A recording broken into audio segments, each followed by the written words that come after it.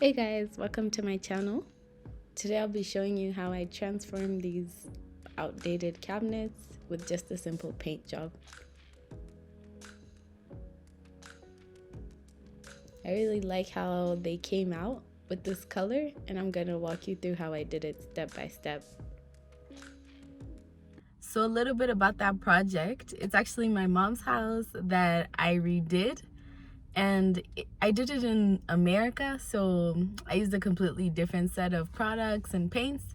So today we're back in Nairobi, and I'm gonna show you what I would use to create the same effect here. These are the materials I used in America. The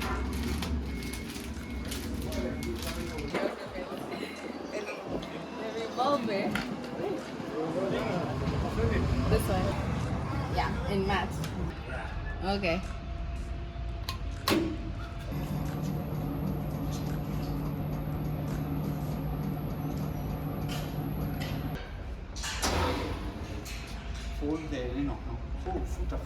Oh, Buddha. It's a muted green, almost like a grayish green. Oh, it's nice. It's okay. It's okay.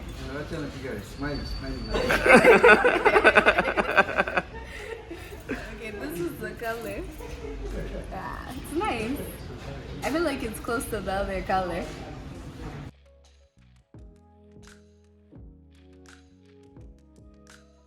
So I just started off by removing the hardware on the cabinet doors. And this was really simple. Just used my drill and they came right off.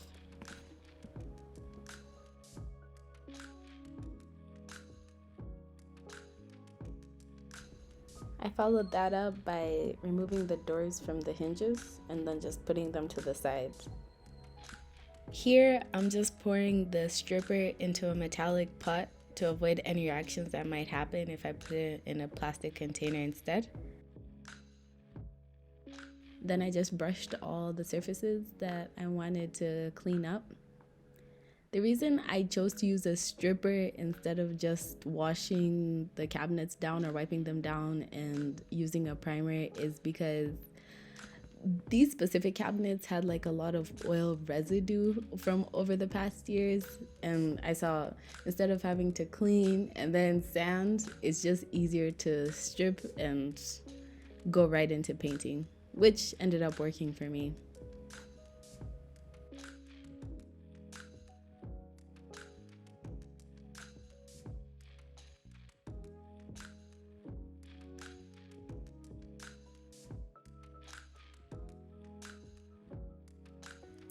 This process works on solid wood.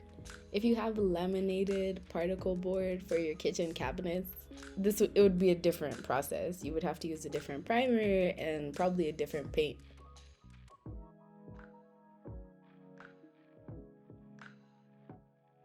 So what you don't want to do is paint laminated board. Now laminated board is like this. It's particle board and then it has a extra layer, which is like plasticky. You can't paint this the same way you can paint something like wood. This is solid wood. This one will hold the paint a lot better. This one wouldn't be able to hold the paint. So if your kitchen is like this, you can't paint it the same process we're doing right now.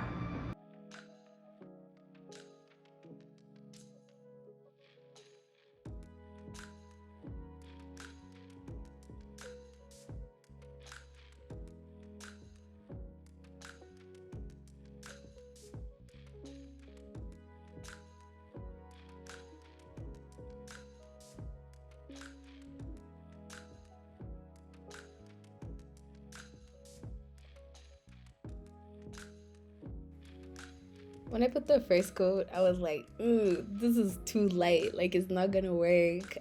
It's too close to the wall color. But I was like, you know what? I'm just gonna trust the process and see where it takes me. And I'm so glad I did because the color ended up looking so nice against the wall color.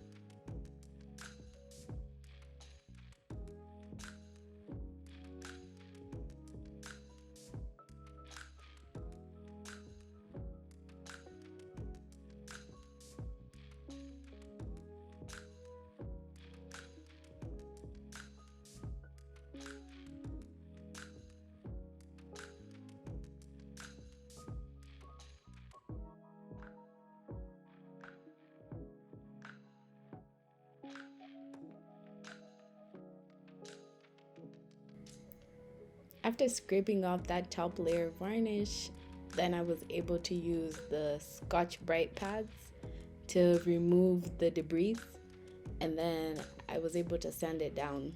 I just used 220 sandpaper.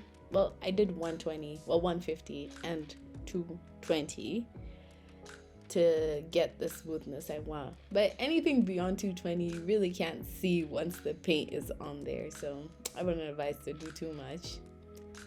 Here I'm just with my corner brush, and I'm getting all the edges first and the corners, the internal corners that the roller wouldn't be able to get. You can see the minor scratches on the surface of the wood, but to be honest, they really weren't visible once the paint was on there.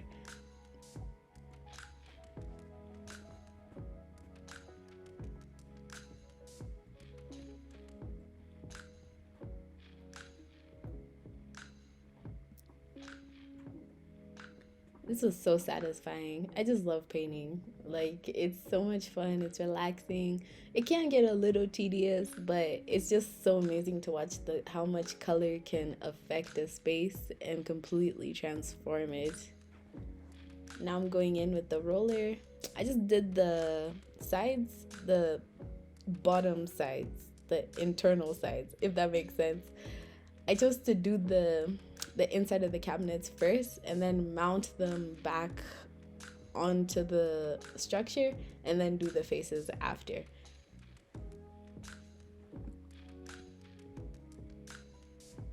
I used a very thin layer on the first coat. I didn't want to use a thick layer and cause those drips and lines. So as you can see here, just very light.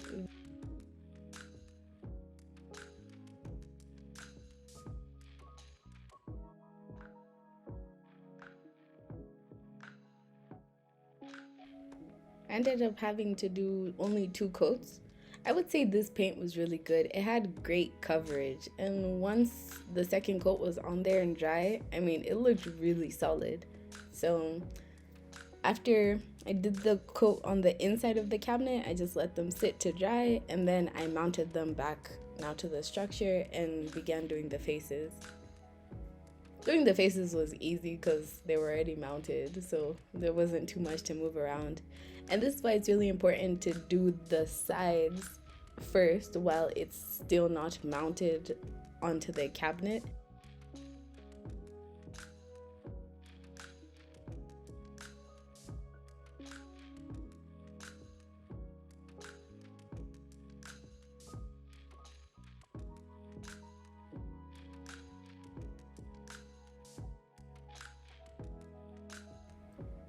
When I work, I like to work in modules. So I did this area where the cooker and the microwave is first, and then I went to the sink area, and then I did behind the fridge. I find it's a lot easier to do it in sections. That way you can get like motivated by seeing the completed work. So I was like, let me finish this part first because it's the hardest, and then I can move on to the next section. So this was under the sink. This area went really quickly because it was only about 4 cabinet doors and 2 drawers. I taped up the dishwasher and I covered it. And then now this is the area behind the fridge. Wasn't too many cabinets as well, so it went pretty quickly. And then after that, I was finished.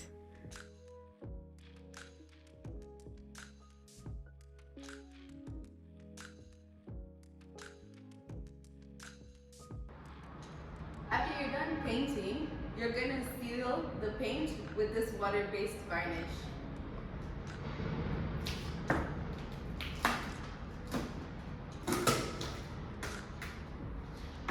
The good thing with this, it's water-based and the paint is water-based, but you won't see like the white film over the paint unless you're doing a darker color. For these lighter colors, it works perfectly and it gives it a slight satin finish. We ended up replacing the cooker and microwave from the black one now to a silver set. Both appliances were from LG. Wow, this is good. You like the cabinet color? Yeah, wow, it matches. It matches very well with the silver. The cabinets are great. I love the color. Ooh, it's matching with the cook. Oh my God. Oh, wow. Wow, wow, wow, wow.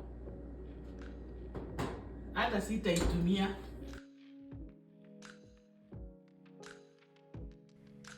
I ended up putting back the silver handles that were on the doors before, and I think they work really well, especially with the new appliances and the new color.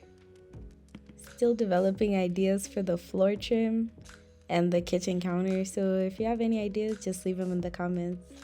Thanks for watching!